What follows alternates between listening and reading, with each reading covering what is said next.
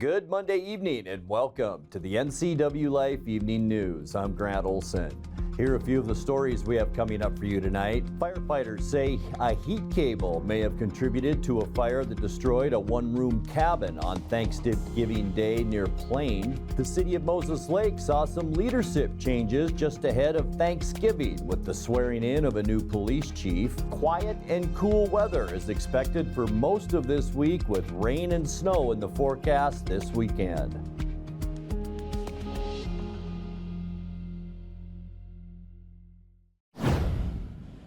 Since 2012, Wenatchee has been told to expect a shift in how local mail gets handled. Now the U.S. Postal Service says it wants public input on the proposed changes. The plan would keep Wenatchee's post office open as a local processing center while shifting some mail processing operations from Wenatchee to Spokane. The local chapter of the American Postal Workers Union says this would mean at least a one-day delay in any outgoing mail from zip codes starting with 988. The Postal Service plans a 2 p.m. meeting on Wednesday at the Wenatchee Public Library to hear public comment on the idea. It's also accepting comments online through December 14th. Wenatchee mail processing has been targeted for such changes at least twice in the last decade, once in 2012 and again in 2020. New and returning members of the Wenatchee School Board will take their oath of office at tomorrow night's meeting. Election results are set to be certified tomorrow afternoon, and all eyes are on the race between current board president Maria Iniguez and challenger Randy Smith, as the last ballot count on November 13th showed only 19 votes are keeping Iniguez in her seat. An automatic recount will occur if the margin between the candidates is less than 0.5%. If that, the district will take direction from Chelan County Auditor Skip Moore, that according to Communications Director Diana Haglund. The board is also scheduled to reorganize and elect its president and vice president for this year. A 3-vehicle wreck in the Wenatchee Heights area may have been caused by intoxicated driving. The Chelan County Sheriff's Office says 19-year-old Diego Hernandez Ordonez was speeding in the 1400 block of Wenatchee Heights Road just after 6:30 last night when he struck an oncoming vehicle. A third vehicle collided with the other two and wound up in a ditch. Both Hernandez and one of the other drivers was taken to Confluence Health Hospital for treatment of injuries. Deputies say they'll seek charges against Hernandez, including vehicular assault and lack of a valid driver's license. Firefighters say a heat cable may have contributed to a fire that destroyed a one-room cabin on Thanksgiving Day. Lake Wenatchee Fire and Rescue was called just before 6 p.m. to the 22,000 block of Appaloosa Way in the Ponderosa community outside Plain. One occupant was at home at the time the fire broke out but was able to escape unharmed. The A-frame cabin dated back to 1968. Damage to the structure was estimated at about $200,000. Firefighters were on scene until nearly midnight. They were able to keep the flames from spreading to a nearby structure. When we come back, the NCWLIFE channel helped the North Central Washington Community Toy Drive kick off its 2023 campaign on Saturday with a live broadcast at Hooked on Toys. Confluence Health Hospital Central Campus has partnered with a Leavenworth business to launch a new composting program. I'm Grant Olson, and you're watching the NCWLIFE Evening News. Now there are even more reasons to meet at the Pybus Market. Outdoor dining and tastings, the fabulous farmers market, Saturday artisans on the concourse, and your favorites all week long. No matter the reason, it's always time to meet at the Pybus Market. Pybus Market, where community meets. Introducing Alpine Airman. Because every home needs a superhero to eliminate poor indoor air quality, send inefficient operating equipment packing, and cut high energy bills down to size. For heating or cooling and equipment replacement, turn to the experts and the superheroes at Carrier and Alpine Air. We offer the best deals on high-efficiency Carrier products, along with friendly, knowledgeable service and incredible savings to fit your budget. The NCWLIFE channel helped the North Central Washington Community Toy Drive kick off its 2023 campaign on Saturday with live broadcasts at Hooked on Toys. Eric Granstrom spoke with representatives from various organizations who serve the needs of those struggling in North Central Washington. Thom Nees with Serve Wenatchee Valley says the need of families this year are greater than ever. This is our largest year of increase across the board in all services. So we've received over 500 new households to the outreach of Serve Wenatchee this year. So that's talking about need. Yes. What is that? What's causing that, do you think?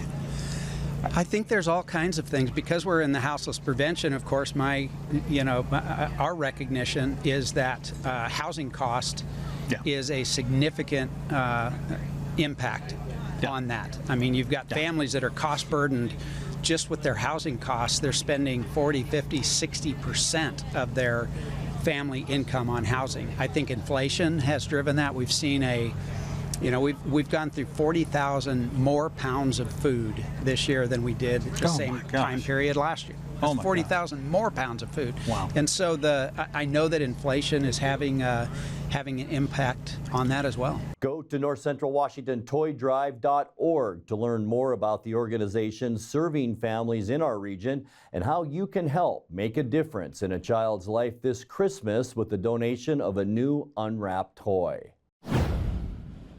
Confluence Health Hospital Central Campus has launched a new composting program in partnership with Winton Manufacturing Compost Works based out of Leavenworth. The kitchen staff at the Central Campus Hospital prepare over 1,500 meals a day and realize that their organic waste could be put to greener use. Now, through its partnership with Winton, the hospital sends out 2 96-gallon totes full of meal waste for composting each week, but aspires to soon expand the program to include post-consumer waste as well.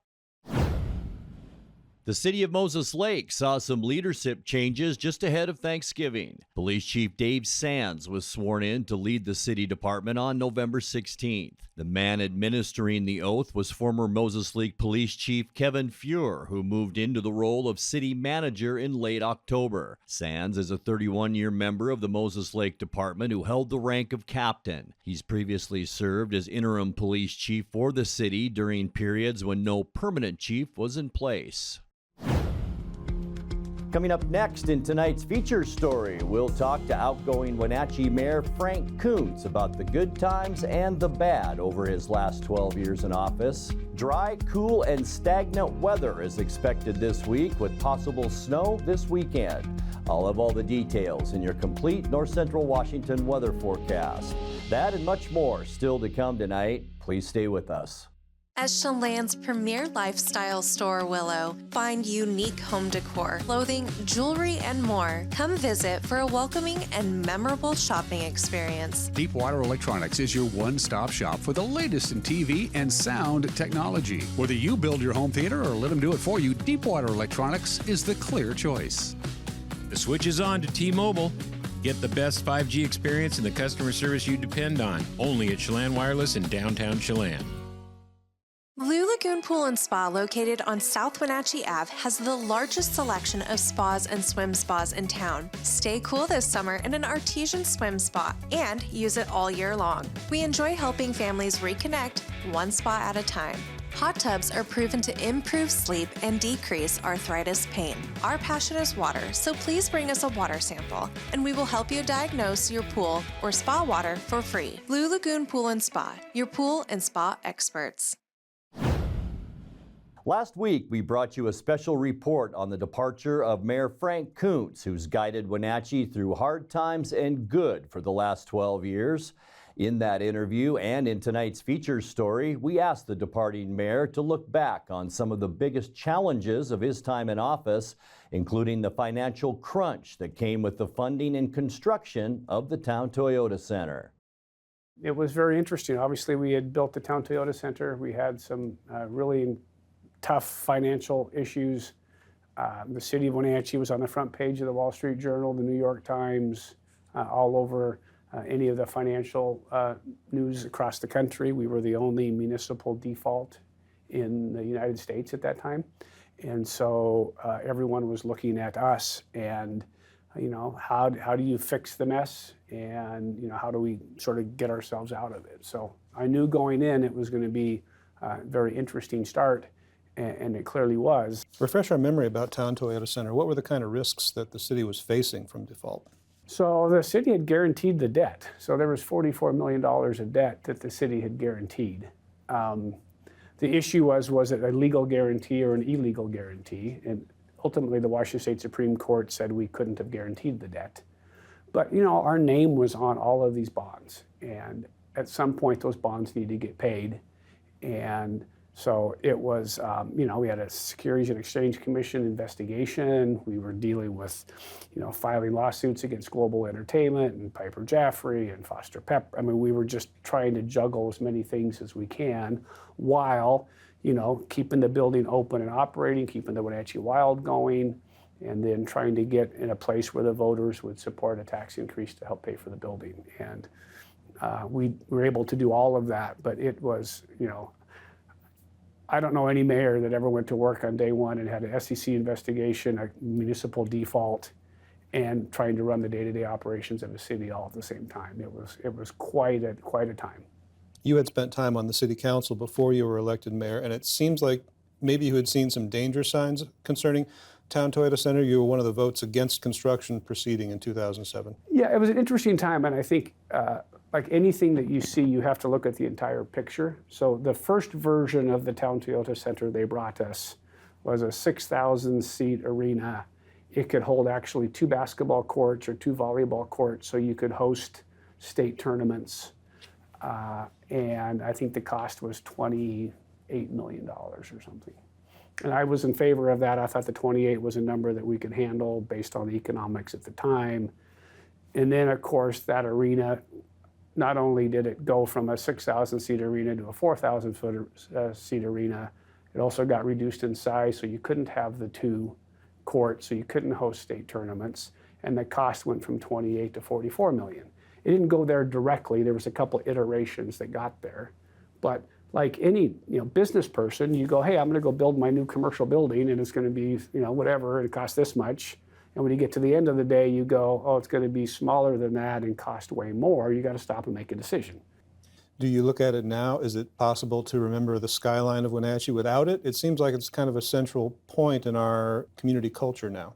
It is a central point in our community culture. And, when you think about during COVID, that was where all the food distribution took place. What would we have done without that? That was the regional vaccination center. What would we have done without that? So when you think about some of the things that have taken place in the meantime and understanding how great it is to have a facility like that for those occasions, quite frankly, we're lucky that we have it. But you never would have predicted that 12 years ago or 16 years ago or whatever. But watching it operate, watching people have fun, and watching it during the time of COVID, we're pretty lucky we have a facility like that. Time now for a check of your North Central Washington weather forecast. Hope you had a fantastic Thanksgiving holiday weekend, and boy, weather. I'm sure you noticed if you were traveling, it was fantastic over the weekend and even Friday, Saturday, Sunday, and into today. Nice travel weather all over the area. We did still see some of that low-lying haze and fog. We are under a stagnation advisory, an air stagnation advisory, which will go all the way till Thursday. I talked about this on Friday. A very persistence forecast is what we're seeing right now. So we will see a little bit of cloud inversion happening and not much wind with maybe some degraded air over the next couple of days. The rest of this week looks dry. We'll see temperatures just slightly below where we should see them for this time of year. I mentioned it, morning fog and persistent low clouds in the valleys. We saw that today. That could be our trend throughout this week. Stable conditions, though, will be our weather word throughout this week, along with light winds. But as we get into the upcoming weekend, we have a changing weather pattern that will happen probably Thursday night and into Friday. We're going to see some valley rain, and we may see the first snow in Wenatchee that we've seen so far this season. So we'll talk more about that as our week progresses. High temperature today, we talked about it being a little bit cooler than normal. Today was included in that. 36 our unofficial high. 39 is where we should be for this time of year. 57 our record high, and that was set back in 2014. We started off the day at 30, so we didn't gain a whole lot with those clouds that we saw throughout the day today. 28 is where we should be for our normal low temperature. 0 our record low, and that was set in 1985. Sunrise 7:22 this morning and set this afternoon at 4:14. Let's take a look now at what we can expect for our Tuesday temperatures. And folks, as I mentioned, they're going to be a lot the same throughout this week. 35 for Moses Lake and Ephrata, 36 in Quincy. We'll see 38 in Wenatchee. That'll be some of the warmer readings. Wenatchee, Chelan, also into Omak at 38.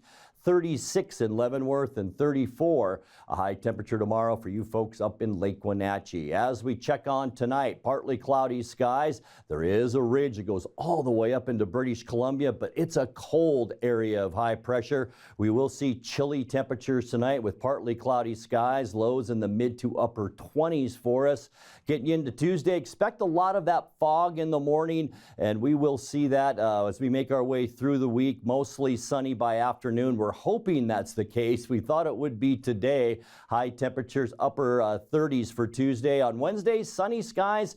Let's just call it chilly out there. We'll see temperatures again in the mid to upper 30s, which will continue to be just slightly below where we should see temperatures for this time of year. For Thursday, then, mostly cloudy skies. This is where we will begin to see the weather changes.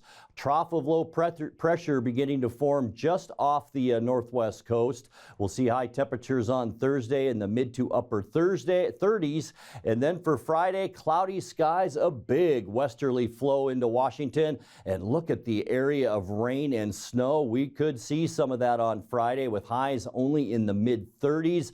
So expect possibly some white stuff on Friday. Getting into the upcoming weekend, cloudy skies as this storm continues to progress inland. We'll see a 40% chance of rain and snow. Snow in the mountains, lots of rain in western Washington. Warm up a little bit on Saturday too to about 40 degrees. On Sunday, our best chance for the wet stuff. Now you can see that area of low pressure. It will bring a strong flow of rain right into Washington state. Rain is likely throughout the day on Sunday. Afternoon high temperatures in the mid to upper 30s. Let's take a look at that 7-day forecast. 27 overnight. Morning fog actually both Tuesday and Wednesday. Temperatures staying mid to upper 30s. We're hoping for some sunshine by the afternoons on both Tuesday and Wednesday.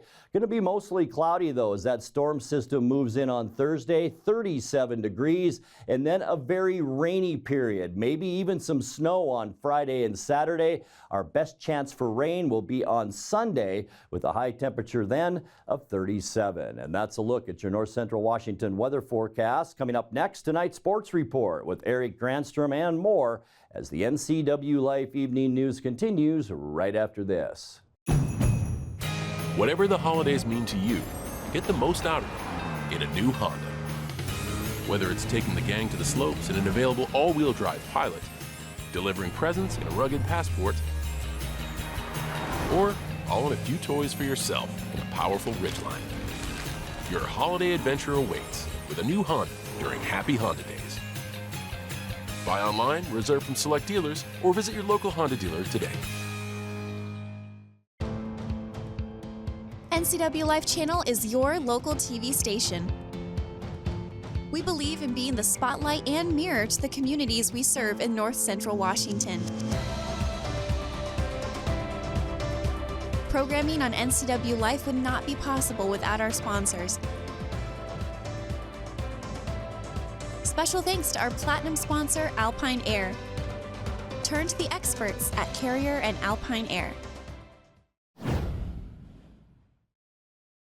And a happy Monday to you. Hope you had a good Thanksgiving weekend. How appropriate that the last Apple Cup of the Pac-12 era comes down to the final play. Washington's Grady Gross connected on a 42-yard field goal as time expired to lift the Huskies over Washington State 24-21. Saturday night in Seattle, Kalen DeBoer chose to go for it on 4th down and 1 near midfield as time wound down.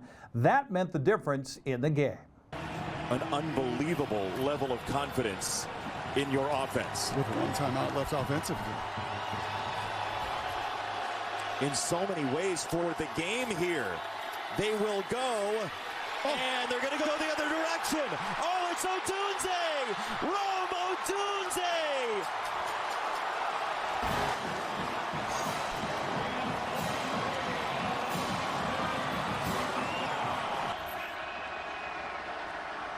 For the win. It is good!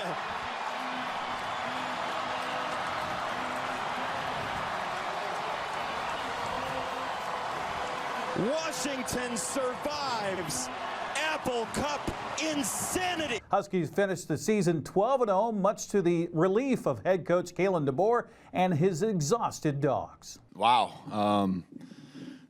Rivalry games are going to, be special. And, just hats off to Washington State and Coach Dickert, just, making it tough, playing good football. And so, just proud of our guys, though, and we get to the point where, you win, you go 12-0 in a perfect season. I could go on and on about how that happens and how hard it is. And, there's a lot of work and a lot of things that we still, I guess, feel within that, we want to accomplish. So, and emotional Jake Dickert says he's incredibly proud of his team for their effort, but there were just a few plays they wish they had back. Our guys put it all out there. We came in here ready to attack, ready to win a game, had a vision, had a plan. For the most part, lived out that plan, shot ourselves maybe in the foot one too many times. Give credit to them. They've done it all season, and that's why they're number 4 team in the country. They won that one moment that we didn't. There was a cool moment in the locker room afterwards. Coach DeBoer had a message for Grady Gross, who kicked the winning field goal. Thanksgiving weekend. Okay, I'm thankful for Grady Gross.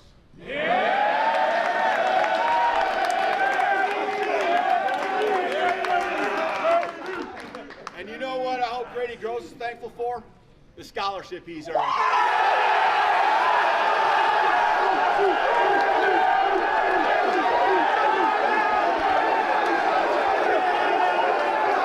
The 4th-ranked Huskies will face number 6 Oregon for the Pac-12 championship in Las Vegas. That'll be Friday on ABC. Other college football Saturday, Whitworth's season came to an end in the second round of the NCAA Division III playoffs, falling to Wartburg in Iowa 42-20. It was the Pirates' only loss of the season. Central Washington erased an early 17-point deficit to come back and beat Bemidji State's 21-17 in the NCAA Division II playoffs. Wildcats advanced to regional finals for the first time since 2019 and will play in Golden, Colorado this Saturday against the Colorado School of Mines. Kickoff is yet to be determined. Well, it's been one step forward and 2 steps back for the Seattle Kraken so far this season. After a big 7-1 win the day before Thanksgiving, Seattle suffered a turkey hangover Friday, falling at home to Vancouver 5-1. Kraken are on the road tomorrow night in Chicago to face the Blackhawks. That's at 5:30 on Root Sports Northwest. Will make that 10 wins in a row on home ice for the Wenatchee Wild. Wenatchee erased an early 1-0 deficit and led 3-1 by the end of the first period Friday. Went on to beat Spokane 4-2. Austin Andrade had the call on the Wenatchee Wild Hockey Network. Far corner for Cumbie. Rims this one out in front of the benches. Wild chase it down and in quickly with Geeky. Sends it back door. One-timer, they score! Matthew Savoy, he answers! And the Wild have tied it at 1.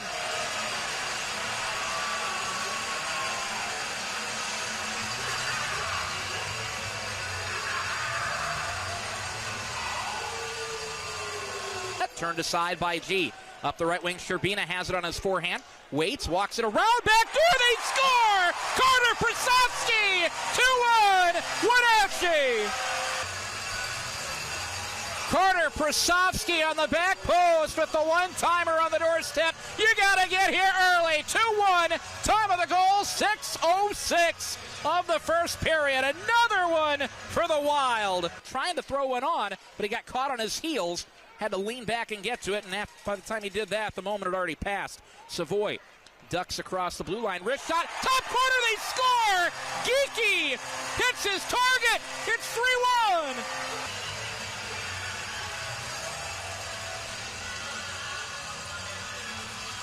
That top line is clicking again tonight, and another one for the Wild. You want to talk about adding some breathing room, especially late in a game. That would do it. Sward gets it ahead. Savoy, or make that Bukarts, rolls it in. Sharp angle try. Moore rolls in. They score!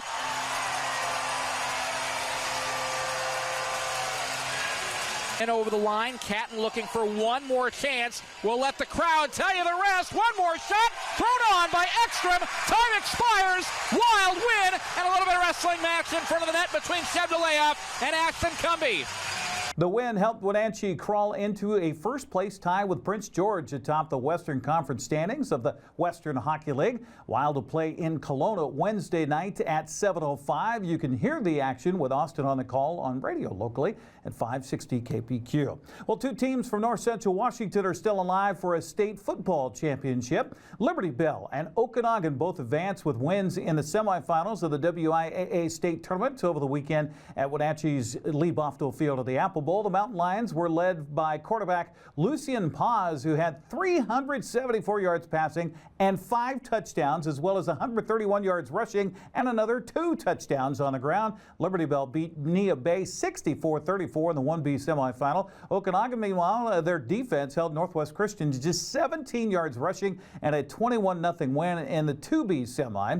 Here's the entire schedule for the state championships. Begins Friday at Husky Stadium at 11 o'clock in the morning. Liberty Bell will face Wilbur Creston Keller for the state 1B championship. That's followed by Royal and Lakeside 9 Mile Falls for the 1A final. That'll be at 3. Bellevue takes on Yelm for the 3A championship Friday night at 7. Okanagan plays Napavine for the state 2B title Saturday morning at 11. Anacortes and Tumwater square off for the 2A championship at 3. Finally, it will be Lake Stevens and Graham Kapowsen for the 4A championship Saturday night at 7 o'clock. That, my friends, is sports.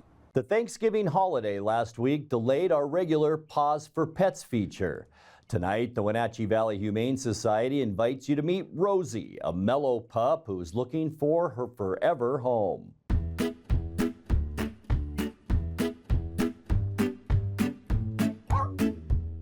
Hi there, my name is Christine. I'm the behavior coordinator here at Wenatchee Valley Humane Society. And today I'd like to introduce you to my friend Rosie.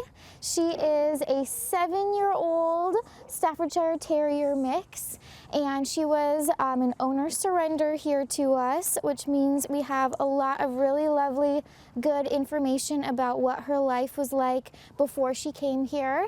It sounds like she lived with another dog, so she's good with other dogs in the home. We've also introduced her to quite a few dogs here at the shelter, and she has done awesome. She used to have experience with kids as well, and I had a chance to introduce her to a cat, and she did well with that too. So kids, cats, other dogs, all things that she has experience with and does really well with. We found Rosie to just be a really solid, calm, mellow girl. She spends her days here enjoying time outside, going for slow walks around the yard, and enjoying all her enrichment that the staff here provides for her. Rosie's been with us for a few weeks now. At 7 years old, she's a mellow girl. She's really calm and quiet, which makes her an easy addition to pretty much any family, as long as you have a comfy, cozy blanket or bed spot for her to spend her time relaxing on.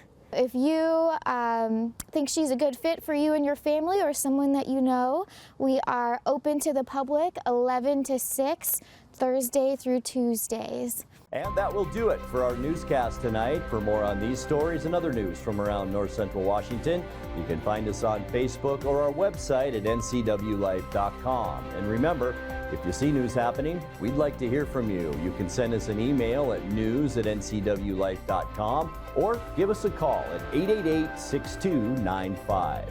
I'm Grant Olson. Thanks so much for being with us and have a great night.